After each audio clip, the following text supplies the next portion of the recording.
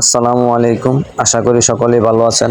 আলহামদুলিল্লাহ, আল্লাহর রহমত এবং আপনাদের দোয়ায় আলহামদুলিল্লাহ আমিও ভালো আছি। তো আজকে যাচ্ছি উত্তরা বিআরটিতে সার্কেল 3 আমার বাইকের ফিঙ্গার দিতে। তো যাওয়ার অবস্থায় রাস্তায় বিশাল জ্যাম ছিল। তো দেখতেছেন এটা কিন্তু ঢাকা মেট্রো রেলের নিচ দিয়ে বিআরটি অফিসে যাইতেছি। মোটামুটি জায়গাটা এত অসাধারণ লাগছে, আপনারা যদি নিজের চোখে না দেখেন তাহলে বুঝতে পারবেন না কতটা অসাধারণ জায়গা। জানি না মোবাইল দিয়ে কতটুকু ভিডিও ধারণ করতে পারছি, যতটুকু সম্ভব ততটুকু আপনাদের সাথে আসলে শেয়ার করতেছি। সত্যি জায়গাটা কিন্তু অসাধারণ। চলেন যাই, আপনাদেরকে যতটুকু দেখানোর চেষ্টা করবো, যতটুকু দেখানো যায়। আসলে সেই জায়গা দিয়ে বাইক না চালিয়ে যদি হেঁটে যেতে পারতাম তাহলে আমার কাছে মনে হয় আরো ভালো লাগতো। সত্যি একটি অসাধারণ জায়গা, আমি তো দেখে ভাই মুগ্ধ হয়েছি। তো এখন আমি কিন্তু গাজীপুর বিআরটিতে চলে আসছি, অলরেডি ফিঙ্গার দেওয়া শেষ, এখন বাড়ির উদ্দেশ্যে রওনা দিব। তো দেখতেছেন এটা হলো গাজীপুর বিআরটি। এখানে আমার মতো অনেকেই আসছে, bike registration, finger, number plate, A to Z কাজের জন্য আসলে ওই জায়গায় সবাই আসছে। এই দেখতেছেন আমার বাইকটা। তো এখন বাড়ির উদ্দেশ্যে রওনা দিব। অলরেডি আমি উত্তরা মাঝখান দিয়ে আসতেছি। রাস্তাটা এত সুন্দর, আপনারা যদি না দেখেন তাহলে বুঝতেই পারবেন না ভাই। দুই সাইডে হলো আপনার কাশবন, হ্যাঁ কাশবন গাছ, আর মাঝখান দিয়ে রাস্তা চলে গেছে একেবারে গাজীপুর ঢাকা উত্তরা থেকে আশুলিয়া।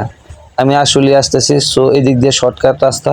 এদিক দিয়ে রাস্তাটা উত্তরা মাঝখান দিয়ে আসলে এতটা, এই যে দেখেন যে গাছগুলো, এগুলো কিন্তু কাশবন গাছ। হ্যাঁ, এই কাশবনগুলো যখন ফুল ফোটে তখন দেখতে অসাধারণ লাগে। কত মানুষ যায় সেই জায়গায় ভিডিও শুটিং, ছবির অভিনয়, মানে ছবির যত ধরনের শুটিং আছে এই জায়গায় মানুষ আসে। টিকটকার এবং ইউটিউবারের তো অভাব নাই ভাই, অনেকে আসে এই জায়গায়, ভালো লাগে। তবে আমি যেহেতু দুপুর 12টা বা 1টার দিকে এই জায়গায় আসছিলাম, তো অনেক রোদ ছিল, মানুষজনের সংখ্যা একেবারে কম ছিল। আমি পরিবেশটা দেখে সত্যি মুগ্ধ হয়েছিলাম।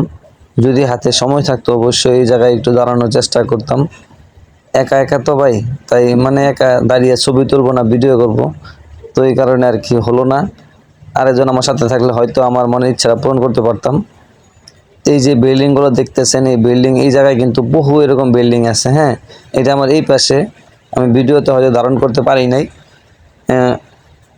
তো দেখতে দেখতে চলে আসলাম, অনেক দূর চলে আসছি। তো আমার পিছনের আকাশটা দেখেন, হঠাৎ করে ভাবলাম যে আপনাদের আকাশটা দেখানোর দরকার, যে আকাশটা এত সুন্দর একটা ভিউ ছিল যা বলে বোঝানো সম্ভব না। সত্যি আমার কাছে অসাধারণ লাগছে। দিনটা আলহামদুলিল্লাহ ভালোই কাটছে। তো মোটামুটি এখন বাড়ির উদ্দেশ্যে অলরেডি রওনা দিয়ে দিছি। তো চলেন যাই, একসাথে দেখি, পুরো ভিডিও দেখতে থাকেন, আমি তো আছি আপনাদের সাথে।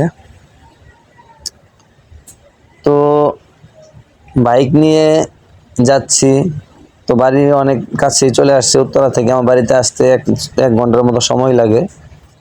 তো আলহামদুলিল্লাহ অনেক কাছেই চলে আসছি, দেখতেছেন। মোটামুটি পরিবেশটা আমাদের বাড়ির পাশেও কিন্তু সুন্দর, এই জায়গাটা অনেক ভালো লাগে। একেবারে সরু একটা রাস্তা, তার দুই পাশে গাছ, গ্রামের একটা পরিবেশ ফিল করা যায়। মোটামুটি ভালো লাগে এই জায়গাটা, খারাপ না, চলে আর কি। তো দেখতে থাকেন। এখন একটু যাব বাইক সার্ভিসিংয়ে, বাইকটাকে একটু ওয়াশ করতে হবে ভাই। রাস্তার অবস্থা খুব খারাপ ছিল, বৃষ্টির কারণে রাস্তায় কাদা। ফ্লাইওভারের কাজ যেহেতু হচ্ছিল, তা বুঝতে পারতেছেন রাস্তার নিচের অবস্থা কি পরিমাণ কাদা ছিল। বাইকটা আমার একেবারেই শেষ। তো এখন যাব গ্যারেজে গিয়ে বাইকটা একটু ওয়াশ করব, তারপরে বাসায় চলে যাব। তো আপনারা সাথেই থাকেন, দেখতে থাকেন।